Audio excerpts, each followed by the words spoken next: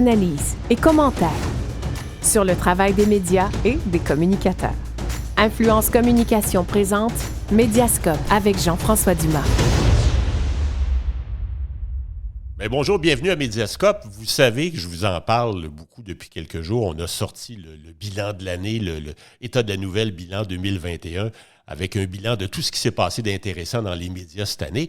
Et j'avais une invitée, une fille que j'adore depuis très longtemps, que j'ai invitée à collaborer avec nous. C'est pas une fille de la boîte, mais c'est une fille avec qui j'ai fait toutes sortes de choses. On a fait des entrevues. Elle est dans le domaine des médias depuis très, très, très longtemps. Catherine Bachand. Bonjour, Catherine. Bonjour, Jean-François. Catherine, elle est, pour que les gens sachent, des gens qui la connaissent pas, elle est animatrice, narratrice, chroniqueuse, journaliste. Elle a une position privilégiée d'observatrice de l'actualité des médias puis des gens qui font la nouvelle. Et j'avais demandé à Catherine de faire quelque chose pour le bilan et d'arriver avec une opinion différente, quelque chose de spécial qu'on pourrait intégrer dans le bilan. Fait qu'on a jasé ensemble. Puis je l'ai un peu challengé en disant, Catherine, ah oui, donc, fais-nous une montée de lait, quelque chose. Puis là, évidemment, la COVID, c'est la grosse patente. Fait que Catherine nous a pondu un petit bijou qu'on a appelé les 50 nuances de plus capable. Ouais. Ben, c'est rare que j'ose m'exprimer aussi publiquement sur des sujets d'actualité. J'essaie de rester plus dans l'analyse, dans le fait d'observer comment se comportent les gens, essayer de donner les deux revers de la médaille pour que les gens se fassent une idée. Et ce qui m'a fascinée avec le sujet sur lequel j'ai choisi d'écrire, d'ailleurs, je ne sais pas pourquoi j'ai décidé de choisir moi-même ce sujet-là. Il est tellement polarisant. Ben oui. C'est la vaccination. C'est fou comme ça a déchiré les gens. Et d'un point de vue couverture médiatique aussi, c'est là que moi j'ai fait « OK, mon Dieu, on ne peut pas juste être dans l'information par rapport à la vaccination. » J'ai trouvé que les médias ont pris position aussi là-dedans. Et c'est le genre de débat où tu peux difficilement être beige. Exact. T'es tout un ou tout l'autre, puis évidemment, parce qu'il y a eu, c'est devenu extrêmement émotif, puis c'est un énorme débat de société, les pros et les anti-vax. Puis je pense en fait que le commentaire, puis tu vas nous résumer un petit peu ton angle d'attaque, je pense que tu as dit tout haut ce que bien du monde pense tout bas. Ça se peut-tu? Ah, ça, je pourrais pas te dire. Moi, je voudrais pas mettre des mots dans la bouche de personne, mais moi, j'ai juste, dans le fond, relater ce que j'observe autour de moi, parce que je peux pas dire que je suis entourée de non-vaccinés. J'en ai quelques-uns dans mon entourage, et je suis témoin comment je pourrais dire ça, des contre-coups de ce qu'ils subissent. Parce que il y a des non-vaccinés qui sont vrais complotistes. Mm-hmm. Il y a des non-vaccinés qui ont une crainte réelle parce que dans le passé, ils ont vécu des effets secondaires sévères, mais peut-être pas assez sévères pour en être exemptés. Qui ont eu une première dose, ça s'est tellement mal passé qu'ils veulent pas y retourner. Il y en a d'autres qui disent, c'est pas à la société de décider ce que je fais de mon corps. Mm-hmm.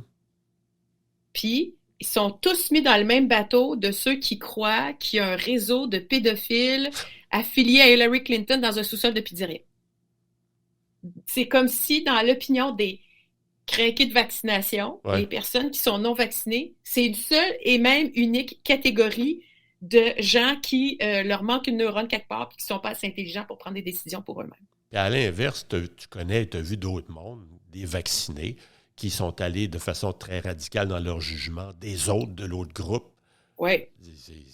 C'est ça. Les extrêmes dans l'un comme dans l'autre, Totalement. Dans le fond, ton papier, c'est que tu en as marre de cette espèce de chicane stérile-là où on s'attaque à l'autre parce qu'il a une pensée différente de nous. C'est ça. Mais parce que moi, j'ai vu aussi des non-vaccinés que ceux qui choisissent d'être vaccinés, c'est des peureux, c'est des COVID anxieux, c'est des gens qui sont branchés à TVA puis qui n'ont aucun sens critique, que c'est, que c'est des épais, que c'est des moutons. Attends un peu. Non! Pourquoi on n'est pas juste capable de cohabiter? Puis Jean-François, je sais qu'on a cette discussion-là, toi et moi, puis que les gens qui écoutent ça, là, ils ont déjà une position campée sur dans quel camp ils sont. Ouais. C'est comme si on ne pouvait pas réconcilier le reste, qu'il ne pouvait pas y avoir une cohabitation. Parce que là, j'ai fait le test dernièrement, j'ai osé aborder le sujet avec des gens. Ouais. On est à l'approche de Noël, là. Puis là, on est supposé d'avoir des rassemblements. Là, aux dernières nouvelles, au moment où l'on se parle, on est supposé avoir des rassemblements d'une 20aine de personnes à partir du 23 décembre. Ben là, il y en a qui veulent rien savoir que les non-vaccinés viennent parce qu'on a réussi à leur faire croire qu'ils sont plus dangereux, alors que même si tu es vacciné, tu peux l'attraper puis tu peux le transmettre. Mais eux autres, ils disent, tu sais, c'est pas correct, là. Si moi, mon enfant, par exemple, ne pourra pas subir sa chirurgie parce que l'autre qui a choisi de ne pas se faire vacciner, qui tombe malade, se retrouve à l'hôpital puis qui est aux soins intensifs puis qu'on n'a pas de gens pour s'occuper de lui, tu vois, tout de suite, on est parti dans les scénarios catastrophes. Alors qu'on parle d'un party de Noël, là. Alors qu'on parle d'un party de Noël, ouais. Et alors que, tu sais, bizarrement, puis c'est peut-être pas le cas partout, mais moi, les gens, peut-être pas bizarrement non plus, là, les gens de mon entourage qui ont fait le choix conscient, qui sont zéro complotistes ou quoi que ce soit, de ne pas être vaccinés pour mille et une raisons que je t'ai expliquées avant, c'est pas des gens qui sont dans la comorbidité, c'est des gens qui sont en super santé, c'est des gens qui, tu sais, là, s'entraînent, mangent bien, puis là, tu vas me sortir après ça. Ah, je t'entends déjà! Toi, celui qui est fâché contre les non-vaccinés, me dire « Oui, mais on a vu le méga gym à Québec aussi, qu'est-ce que ça a donné? Il y a eu des morts. » Oui, des exceptions, il y en aura toujours. Moi, je suis allergique à la pénicilline. Ça sauve des vies, la pénicilline, mais moi, ça va me tuer. Ouais. Fait qu'il n'y aura jamais une solution mur à mur pour tout le monde. Mais on peut-tu être capable juste de se respecter? Ça a l'air que non. Ben, je vais t'amener ailleurs. Okay. On a entendu pendant des années la fameuse lutte entre les fédéralistes et les souverainistes. La gauche, la droite, Montréal, Québec. Canadien nordique. Oui, c'est ça, les pro-vie, pro-choix. Mais la différence, je pense, notable, puis ça, nous, on en est témoins depuis des années, c'est la peur. Parce qu'actuellement, le débat, peu importe le plan où tu es, est souvent motivé par la peur. Et la peur empêche de réfléchir. La peur empêche d'avoir du recul et d'être pragmatique. Et la peur fait appel à des instincts très bas. Et donc, quand c'est instinctif, le cerveau reptilien fait en sorte que tu n'as pas de nuance. Tu réfléchis pas. Et c'est la peur depuis de nombreuses années. Les médias utilisent de plus en plus ça pour vendre de la nouvelle. Parce que tu n'as pas besoin de l'expliquer, tu as juste besoin de la faire vivre, la peur. Et je pense que la différence avec les autres, la souverainiste, fédéraliste, etc., là, c'est que là, on a peur. On n'a pas juste peur de se faire voler les rocheuses si on se sépare. C'est pas la vieille histoire niaiseuse que Jean Chrétien... Ah ouais, c'est ça. Mais non, je pense que la peur motive cette espèce de débat-là stérile où on devient hystérique tout le monde, où là, on manque de nuances. Moi, je suis un vacciné, puis je suis un pro-vaccin et je le défends, mais je suis respectueux, par exemple. Et c'est ça, c'est que le débat actuellement ne perd de tout. Et toi, ce que tu dis essentiellement, c'est que ça n'a pas de bon sens, il faut se calmer le pompon. On devient complètement débile et hystérique collectivement parce que... Et je pense qu'on va garder longtemps des stigmates de ça, de cette espèce de débat-là. Les familles, le tissu de société va garder des traces longtemps de ce débat stérile-là. Moi, j'ai des amis là, cet été qui allaient sur des dates, puis quand c'est rendu qu'il faut que tu mettes ça sur ton profil Tinder, là, t'es-tu vacciné ou pas vacciné? Si t'es vacciné, je veux rien savoir de toi. Oui. Si t'es pas vacciné, je suis comme, on est rendu là dans la vie. Colin Devine, c'est à ce point polarisant. Mais la peur, je me souviens pas de la citation précise du docteur Arruda, mais ça peut faire de bien drôles de niaiseries, la peur. Et je pense qu'on va garder des traces de ça. Puis je demeure encore à ce jour inquiète du fait que je ne puisse pas décider moi-même de ce qui va ou pas dans mon corps. Ça, je trouve aussi que c'est un point là, que moi, ça me fait peur. Ceci étant dit, moi, je suis vaccinée. Oui.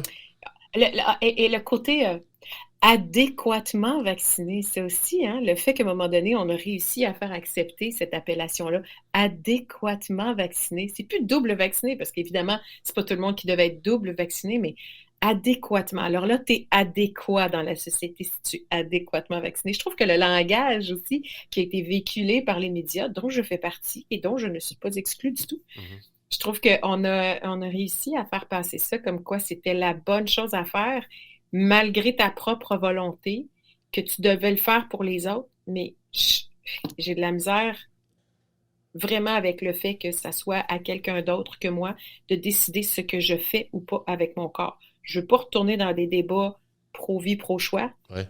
mais par moment, je trouvais que ça allait là. C'est à l'État de décider comment je gère mon corps. J'ai de la misère. Adéquatement vacciné, on dirait que tu parles d'un traitement anti-rouille. Tu sais. J'ai adéquatement protégé mon auto.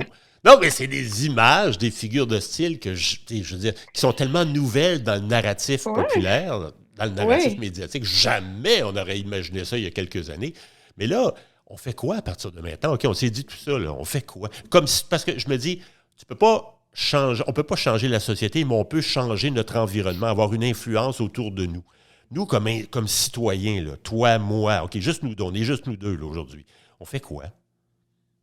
On commence par aller moins souvent dans les réseaux sociaux? Ben, tu sais que moi, j'ai fermé ma page Facebook. Oui. J'ai fermé mon compte Facebook, moi, je te dirais, à partir de la zone rouge, là, quelque chose comme ça, là. Mm-hmm. Le défi 28 jours. Moi, le défi 28 jours, là, qui a duré combien de temps, finalement? Ouais, j'ai fermé ma page Facebook personnelle. Je ne l'ai pas rouvert depuis. La polarisation du discours, les insultes, ce manque de respect-là, moi, à un moment donné, m'affectait profondément. Il a fallu que je m'en éloigne. Puis c'était pas assez de juste bloquer des gens, là. Parce que tu sais comment c'est, quand on est dans le domaine des médias, on fait des recherches et après ça, le fameux algorithme nous renvoie des trucs sur nos médias sociaux. Fait que moi, on me servait toujours un peu plus d'une chose et son contraire, puis d'obstination, puis de polarisation, puis de manque de respect, puis on s'envoie promener, puis de familles qui s'entre-déchirent. Fait que mon unique façon, moi, a été de me retirer complètement de ça pour essayer de préserver ma propre santé mentale. Fait que, écoute, qu'est-ce qu'on fait à partir de là? T'as-tu déjà entendu l'expression la citation de Guy Moore, qui était un joueur de hockey dans le semi-pro, puis qui dit « On va commencer par se calmer ». Moi, je commencerais par ça, là. Et on va commencer par se calmer. De prendre un grand respire, de profiter peut-être de la période des fêtes, peu importe Noël, jour de l'an, le début de l'année, là, pour miser sur ce qu'il y a de plus important, c'est-à-dire la famille. C'est comme tu sais, à l'époque, là, les chicanes canadiennes nordiques, les chicanes politiques, au-delà de ça, ce qui est de plus important encore, c'est le lien familial, c'est les gens qu'on aime, de miser là-dessus, prendre un grand respire, puis se dire, OK, on prend notre gaz égal, là, puis on va parler d'autres choses, parce qu'on a d'autres choses en commun. Et à l'échelle du malheur, là, je pense que quand on regarde ce qui s'est passé justement dans les dernières années, avec beaucoup d'isolement, avec des décès, avec des gens qu'on n'a pas pu voir depuis si longtemps, mon souhait très utopique serait qu'on soit capable de mettre peut-être ces choses-là de côté puis qu'on revienne à un peu plus d'essentiel, puis c'est-à-dire les gens qu'on aime, puis c'est le bon moment de l'année pour ça. Peut-être que je suis dans mon monde de Kalinours, ok, c'est correct, je l'admets, là, mais je souhaite un monde où il y a plus de respect, il y a plus de cohabitation de la différence, puis que t'es pas un épais, peu importe de quel côté tu choisis de te ranger, puis qu'on puisse juste agree to disagree. C'est peut-être un peu Walt Disney comme message, mais ça fait tellement... C'est moi, ça? Oui, mais ça fait tellement de bien à entendre. Catherine, merci beaucoup. Oh, merci. Hey, Jean-François, je dois te dire, tu m'as tellement sorti de ma zone de confort avec le défi que tu m'as lancé d'écrire. J'adore ça, même si sur le coup, ça a été vraiment pénible. Pour ceux qui écoutent, j'ai appelé Jean-François, je dis, là, ça marche plus, là. Ça marche plus du tout, mon affaire. Je voulais plus le faire. Ah, c'est le fun. Mais Jean-François, tu m'as convaincu. Je te remercie de m'avoir poussé. Puis, 20e édition de ton bilan de la nouvelle, je trouve ça extraordinaire. Mais ça m'a aussi rappelé que ça fait plus de 2 décennies que toi et moi, on travaille ensemble. Ah, c'est vrai. C'est vrai. Ah, fait qu'on peut plus faire semblant qu'on a 20 ans. C'est sûr que non. Catherine, merci beaucoup. Puis en passant, pour que les gens le sachent, au début, quand vous écoutez Médiascope, c'est la voix de Catherine. Catherine nous a prêté sa voix. C'est elle qui fait la présentation. Catherine Bachand, merci beaucoup. Je t'embrasse. Merci L'année à prochaine, toi. c'est sûr. Joyeuse fête. Tu as un contrat pour le prochain bilan aussi l'année prochaine. Prépare-toi. Prépare ton sujet. Tu sais où me rejoindre. OK, ça marche. Joyeuse fête à tous tes auditeurs. Merci, salut.